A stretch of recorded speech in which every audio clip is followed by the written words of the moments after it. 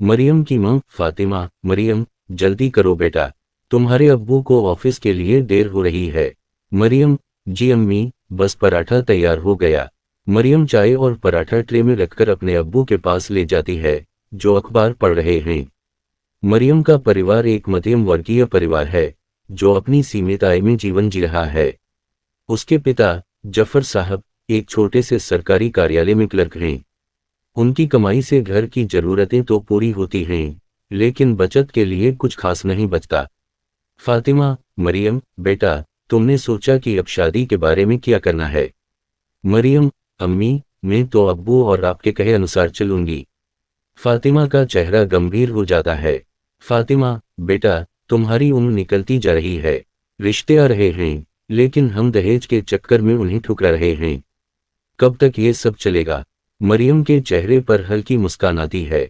मरियम, अम्मी, अल्लाह पर भरोसा रखें, जो मेरे नसीब में होगा वो मुझे जरूर मिलेगा। दूसरी ओर एक शानदार बंगले में एना, एक 30 वर्षीय स्मार्ट और आत्मनिर्भर युवा, अपनी सुबह की कॉफी का आनंद ले रहा है। एना एक प्रसिद्ध बिजनेसमैन है, जो अपने काम और सफलता के लिए जाना जाता है, लेकिन उसकी जिंदगी में एक खालीपन है, जो उसे कभी चैन से नहीं रहने देता। एना की मां शाहिदा, एना बेटा, तुम्हारे अब्बू तुम्हारी शादी के लिए बहुत बेचैन हैं।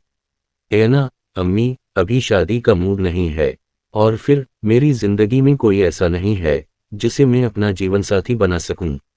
शाहिदा मायूस होकर कहती हैं, शाहिदा बेटा, तुम्हारी उम्र बढ़ रही है, मैं चाहती हूं कि तुम्हें एक ऐसी लड़की मिले जो तुम्हें समझे, तुम्हारे साथ हर सुख दुख में खड़ी हो। एना सिर हटकट हुए उठता है। एना, अम्मी प्लीज, यह टॉपिक बाद में डिस्कस करेंगे। एक दिन मरियम अपनी सहेली आयशा के साथ बाजार जाती है। बाजार में एक भीड़भाड़ वाला माहौल है।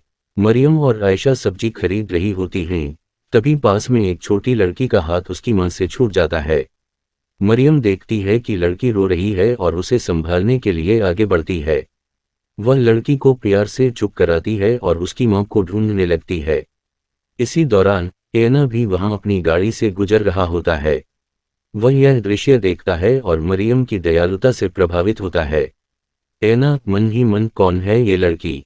इसकी सादगी और मासूमियत इसे सबसे अलग बनाती है। मरियम के घर में शादी की बात और गंभीर हो जाती है। जफर साहब चिंतित हैं कि उनकी बेटी के लिए कोई अच्छा रिश्ता कैसे मिलेगा।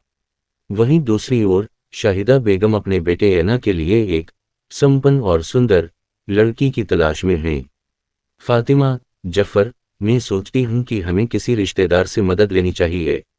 जफर, देखो फातिमा, मैं मरियम की शादी किसी ऐसे घर में नहीं करना चाहता जहां उसे इज्जत न मिले। मरियम यह सब सुनती है, लेकिन वह हमेशा की तरह अपने चेहरे पर एक शांत मुस्कान बनाए रखती है। कुछ दिनों बाद एना अपनी मां के साथ एक सामाजिक कार्यक्रम में जाता है, जहां उसकी मुलाकात संयोगवश मरियम से होती है। मरियम वहां अपने पिता के साथ एक मेहमान के रूप में गई होती है।